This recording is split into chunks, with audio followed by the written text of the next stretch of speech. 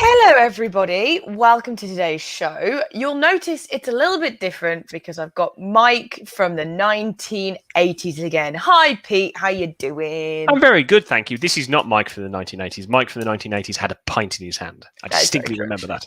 That is very, very true. Yes, today it is just sibling talk today. Mike is on the golf course, as he's want to do. But, Pete, you're 50% Mike.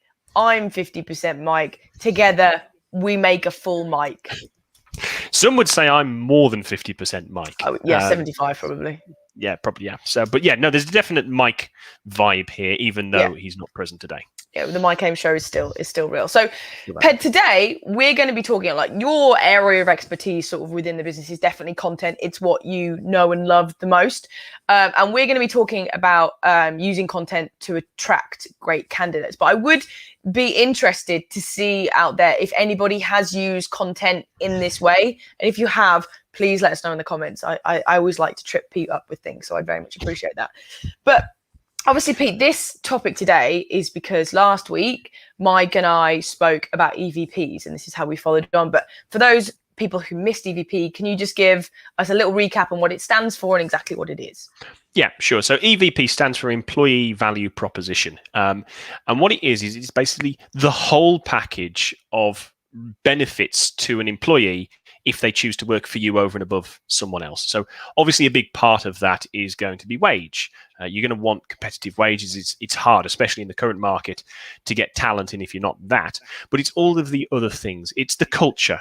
You know, is it a lad's culture going drinking after work, or is it a very focused culture really trying to achieve great things for the good of the environment? It's whatever it is, that's going to be a big part of it, because the culture we immerse ourselves in 5 days a week, you know, for as many weeks we do in the year, it's an important way we spend our time.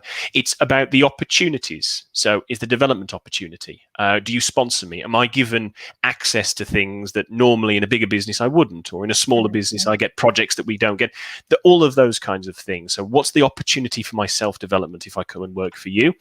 And then the third one, which I think is perhaps the most interesting, is going to be, it's gone out of my brain. I've lost it. Literally, it was right there. Doesn't it begin with an M? Mission. Remind me, Mission. Thank you, Kirsty. Yes, I was so close. I'm here. This is what happens when I'm not here. The whole thing falls apart.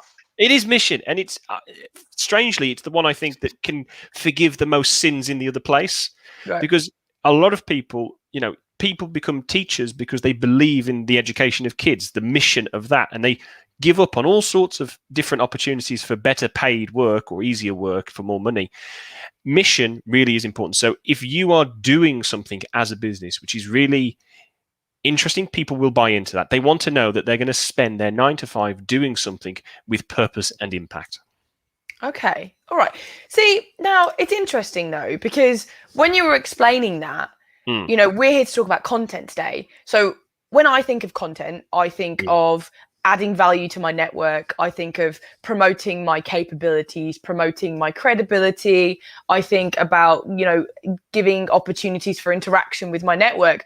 I wouldn't immediately go content EVP. Like I wouldn't necessarily link them together. What are your thoughts? Yeah. So for me, I think it can be summarized in 3 words: show, don't tell. Right. And I believe this because many of us, people I've spoken to, my friends, we've all had experience of an employee branding or a values exercise somewhere where they go in a room and they come up with what they would like the branding and the values to be. And then they try and impose them, or sometimes they don't even try and impose them, they just put them out there. And they are a country mile from the reality of working for that business. You know, Brewdog recently in the news, great example, portrays itself as this punky alternative, great place to work. Apparently an absolute nightmare, to the point where the former employees got together and wrote an open letter, right? Massive discrepancy. And we've all seen it enough that we are extremely cynical when it comes to job adverts, when it comes to the employment portal, job application portal on a company website. Yeah. Of course, it's going to say great things about how much potential there is, about how they invest, but is it the reality? And then the evidence says people are drawn to social media. 79%, I think there was a piece of research done, Open University, 79% of people will research a potential employer online social media. It jumps to something like 89% when it comes to millennials and below, which are obviously, I'm a millennial, technically, I'm 35. So we're becoming a bigger portion of the workplace. Mm-hmm. So the reason people look at social media is because it's really hard to live a lie. Mm. If you portray yourself as a cutting edge business, so a real contributor to a particular technology, and there's nothing on your social media that talks about that. Yeah. If you portray yourself as a great believer in the environment and corporate social responsibility, and there's nothing on social media that backs that up, it just means that the cynicism remains the default position for people. And some of them won't apply. Okay, so you're saying you sort of have to overcome people's cynicism by doing it subtly or like under the radar. You have to sort of subliminal, I think is a great word, right? It's you subliminally like playing the record backwards so that it sings songs, exactly, whatever. Yeah. So what you don't want to do is just take basically the content from a corporate portal which is talking about values and then just say these are our values on social media. That's equally unbelievable. But also it's not interesting, is it? Like, I mean, a lot of the things we talk about, we talk about video a lot, you talk about content a lot. There is so much information out there right now that if I'm not getting something from it, like you explaining to me your values doesn't really, it's like, unless I'm looking for a job application, like you say, then I probably would watch it and be like, okay, whatever. But if you want to get someone excited and people coming to you, then you need to do this in a long-term sort of way. You can't just post one video every 6 months about your values and things and then just sort of hope for the best, right? Yeah, exactly. I mean, I think I've just seen a comment from Gavin, and I think he's put it even better than I could, really. So the companies that really have it don't need to talk about it. Perfectly put, Gavin. Thank you so much. Because the companies who really have it, it because they're out there. So if you're a company that does act at the very cutting edge of a particular technology, people will be speaking. They will be at events. You will see them constantly. It'll be so and so from IBM or a better technology company, more at the cutting edge. But they will be on webinars. They will be invited as the guest on a webinar. They will be speaking about their internal experiences as a business, how we improved diversity, and it won't be, well, we believe in diversity. It will be, we did this and this, and this was the impact, and here are the numbers. Yeah. The undertone is, we believe in diversity. We are a cutting edge company. So the way I kind of think about this is a lot of the social media activity should be subtle undertone story. Yeah. Stories are kind of what we're aiming for here, really. You're trying to create a story in the mind of people that this is what happened. And this is all the little subtleties and nuances that mean this is clearly not made up. That's what you're looking to do, number one. But I think there is another piece that you're looking to try and do, which is you can be overt so long as the way you are overt is kind of around stories. Okay, all right. So I know we are slightly getting into the next section now, which is people are thinking, right, I need to attract, like everybody out there right now needs to attract good people, whether they are attracting it for themselves or whether they're attracting it for their clients or whatever it might be. So they're watching this, they're thinking, right, Pete, what's the next step for me? What are the steps for me to get this process, for me to get my content so that it's expressing my EVP? What's the first thing they should do?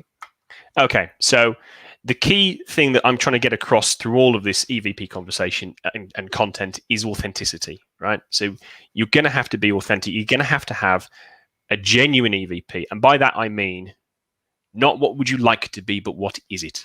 Yeah. We all have employees who've stayed with us a long time. They're staying for a reason. Yeah. You may want your EVP to be that there's loads of opportunity, but actually every time there's an open position, you hire someone new in and everyone's been in the same position for 12 years. But the reason they stick it out is because the pay is phenomenal, or there's always an opportunity to learn. The work is interesting. It's really flexible how people operate. So find out what your actual EVP is. Go internally to your team. The step for this, I would say, is start with a survey. So take a survey, just very simple, on what you think your EVP is, the key areas of an EVP, opportunity that I listed earlier, opportunity, mission, values, those things, and just ask, what really is here? Do you believe we have this? What would you say is a great example? And then take that and use it as the basis for conversations. Go and speak to people internally and say, right, okay, well, I don't know your specific results, but this is what the group said. It says we don't do this, but actually this came through as one of the reasons to stay with us. Right. What's your experience of this? You've been here the longest. Why do you stick it out? Or what's your experience of progression? Right. And I would suggest this isn't necessarily going to be like a formal in a meeting room, Gary, come in, I need to speak to you sort of situation. Is this going to be like a lunch thing? Is it going to be sitting next to their desk? Like, how would you, because that could be quite a frightening conversation to have with your boss, depending on who you are. Yeah, if you make it a formal situation, you'll get a formal answer, which is probably what they think you want to hear. If you make it an informal situation, so can I take you for a coffee? Can I take you for a lunch? Can we have a beer after work? Depending upon the people, then you're going to get informal answers. You're going to get honest and open. And the real trick here is it might not be what you want it to be. If you are a genuine leader or business owner, the EVP you have may not quite be what you want it to be. And there's a whole separate thing about changing your EVP and investing in it, which I'm not going to go into. This is about what you have now and understanding where the value lies. So long as you're open and willing to listen to what they say and take it with a pinch of salt as well, then you're going to get more genuine and open answers. And then you're going to get your genuine EVP, which then becomes much easier, because the beauty of this is it leads nicely into the second and third step. Okay, so let's go to point number 2 now. I've got my EVP. What do I do next? Okay, so you've got your genuine EVP. And in the process, if you've gone through what I've just said, you've also gathered a lot of insight into the stories that people have. And you've also understood the kind of things that actually really live your beliefs and the values and the mission and the interesting work opportunities. So number 2 is going to be start doing things that make very clear that this is what happens in your business. If you've done, I keep coming back to it because it's such a topical thing at the moment, if you have done things with diversity and inclusion activity that's had an impact, start putting that out to people that promote it. Offer to appear on guest roundtables and on webinars about your experience. Really push that kind of thing out. If you want to position yourself as cutting edge on a certain technique or service, then start doing webinars that talk about it. Start attending conferences and offer to be a speaker or run small roundtables. I think there's a great opportunity with a lot of, when we go back to in person, I think there's a lot of opportunity for kind of fringe type events. So, Edinburgh Fringe is, there is a true Edinburgh Festival, and then everybody else just piggybacks off it and runs little events in corners and stuff. I think when they come back with big corporate events, with big symposiums and those kind of things as the core, but you could easily get the pub across the road from the main event and just run something yourself and not pay and invite people. You'd have to invite, but I like it. I like it too. It's cheap. So go fringe, get these kind of things out there and make very clear that you are what you say you are. Okay. Without saying that, just live it. So could this subtlety be as well? So if you were doing value-added content for your network, so if you were doing value-added content to lots of people, could you also subtly thread your EVP in that? So, one of the stories would be, I was talking to Gary the other day, and we're really big on, we have one-to-one time where we encourage them to ask us questions. And in that, he asked me this, and I realized it was a really common question that I get. Could you subtly thread it through the value-added content that you're creating as well? Yeah, I think the LinkedIn long-form posts you do, blogs you do, if you do vlogs or podcasts, then that is something you should absolutely try and slip in. But the thing is, if it is your genuine EVP, it should kind of be happening organically. Anyway, right. Exactly. Yeah. So long as you look to stories are kind of the lifeblood of communicating things out to an audience, because human beings respond well to stories, really well. And we can tell a false story from a true story just because there's so many little details and aspects to it that can't be faked or consistently. So if you do have a podcast and you talk about something, do talk about the situation in which it happened, the scenario in which it happened. If you have a LinkedIn post, set the context of, we were doing this, and talk about the things that you really believe are important and help drive your EVP. Okay. All right. So we're doing it subtly. We've got our EVP. We're sort of getting it out there in a subtle way. What would be step number 3? So number 3 is going to be a little bit more overt. As much as I said at the start, don't just parrot across from your job application portal or from your client's job application portal to to post online. What you can do is you can, again, turn to stories and talk about the experience of individuals within the firm. So, classic example, there's always that hire where somebody just fast-tracked their way up the promotion ladder because of situation, and they were given the freedom to do so. Get that write up that person's experience almost as a case study type scenario. What does it take to advance in recruitment? Well, this is so and so. 5 years ago they started, no experience, and now they're the director of an entire team or pod. Okay. Alternatively, and I think you're a big fan of this, Kirsty, you can go on video. I am a fan of the video work. Yes. I would say, I know you agree with me on this, but I say it all the time, is that if you're doing that, if you're doing video, don't make it polished. Don't make it sound like they're scripted. Let them make mistakes, let them stumble over their words, because then if I'm viewing it, because I'm a skeptic, like if you're talking about, I am the ultimate skeptic, I'm very skeptical of almost everything, then you need to make it so it's authentic, right? If you're doing this overt thing, it has to be authentic, and mistakes make it, especially if it's live, if it's podcasts, if it's video, if it's something like that, then the mistakes make it real. Are slight repetition, pausing out, like I did at the very start. What is that third one? It's just gone from, yes, that's what it was. Those kind of things, they must be true. There's no way someone would script that in. And if you did script it in, there's no way anyone could act it that well. Yeah. So getting people online and just talking to them about their story. What happened here? How is it that why do you stay doing this work? Oh, it's a different project every 6 months. It's fantastic. We did this and this and this and this. Get these people on there and then do promote that stuff. If you do CSR, overtly promote it, like, this is us doing our CSR. We believe in it. Or quote, how did, our year in full CSR contributions, corporate socials, we believe this. So we had 3 events this year, all promoting our charity of choice. If you want to join someone who really believes in CSR, come and join us. So look for that kind of content as well. Okay, perfect. All right. Well, I think if you're a content based, if you're creating content, most people out there at the moment are creating some form of content in one way or another, and you can thread it through that content naturally. You can do it more subtly by promoting who you are, your brands, what you're doing, by speaking in other people's platforms, like we've spoken about, other people's podcasts, other people's guest events. But then also get your people who enjoy working for you on camera, get them to talk about what they enjoy, what's progressed them, get them to basically not mimic, get them to sort of explain their viewpoint of the mission, the values, that kind of thing. Yeah. I think a great way, once you have your EVP and you know what it is, it's easier to go looking for the stories that reinforce and prove it. Right. So I think one thing that's worth doing is I talk a lot when I do training with people about a story bank. So you should have a personal story bank. If you claim to be a fantastic recruiter that goes the extra mile, you need to be able to pull out 10, 15 different stories that all demonstrate, show, don't tell, that's what you do. And I think when you do them, write them down. And that's what a story bank is. You want exactly the same thing almost for your business, almost like it's an entity. Right. So go to individuals and have time with them and talk about their career history. So what happened there? What were you involved in there? Okay, so when did that promotion happen? Why did that promotion happen? What was the circumstance?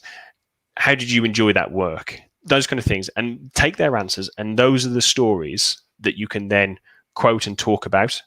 And they're also the things you can start figuring out, how can we get this out more subtly as well? Okay. So creating a story bank's a huge part for that. That's really interesting. I've never considered that, because a lot of my content that I create is instructional, because I do a lot around video, obviously. I'd never considered the story bank. And I suppose as well, a good way of doing that, if you're doing that for yourself and your business, if you encourage your team to have story bank, their story should also replicate your values and your EVP, so that also gets them to promote it sort of subtly as well. So it's sort of, if you take the time to do that with them, it's a good way of kind of filtering down the EVP so that your team promotes it as well subtly, like we spoke about. Yeah, if you take a collection of stories and you pick all of the ones that reinforce the point you want to make, that message becomes clear internally. And if you talk about, I think one of the things about being a leader is, again, living a truth. So if you really want your team to invest time and effort in building relationships with people, but you're just on the phone cold calling every day new people, well, that's what they're going to do. They're not going to do the relationship building. Okay. So you've got to live and share your stories, and then they go, oh, it's okay to do that. Okay. I was sponsored and I've chosen to sponsor someone else. Oh, sponsoring is important because so-and-so does it. I'll have a go. Yeah. Okay. Those kind of things. Yeah. All right. Okay. I like that. So I do have a question though. Obviously, not everybody who watches us are recruiters, but there is a significant portion of this. And I'm imagining that as a recruiter, I would want to help my clients do this. Right. So it's all well and good doing it if attracting your own talent. But how can you either help them to do it, or can you do it as a recruiter? Is there something as a recruiter you can do? Like, what can you do here? Well, there's two angles to it, really. I think number one is persuading someone that they should buy into an EVP, and we've talked about these various things, but it's nice to have numbers. Gartner, in particular, a great name that carries a lot of weight, they did some research on this, and I think the figure that caught my eye was I don't know how they measured it because it's behind a little bit of a firewall I'm trying to get past at the moment, but they claim 54% improved quality of applicants, 22% improved quality of shortlists. Now, I'm going to guess that what that's talking about is eventual hires. Yeah, people who are deemed as perfect for the job. Guess, conversion, I would say. So throw those numbers around, look into those numbers, and then when it comes to actually engaging people, I don't really have a lot of time to give tips here and now. That's not what the Mike Ames show does. We can only do so much. We can only do so much. I think the best thing I can suggest is I'm doing a webinar with one of my clients, Nikki Larkin of Gorringe Accountants.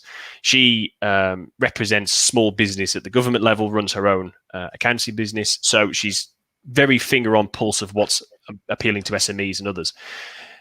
We're going to host a webinar where I will be the speaker, and I'm going to go into a lot more detail about how businesses can do what we just kind of skimmed over, how to actually get your EVP out there live and in front of people. So if people want to know how to approach business, probably the best thing to do is come along and watch me do it.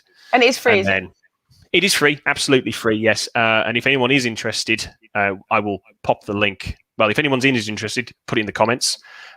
Failing that, I think I'll be promoting it myself in the next few weeks as well.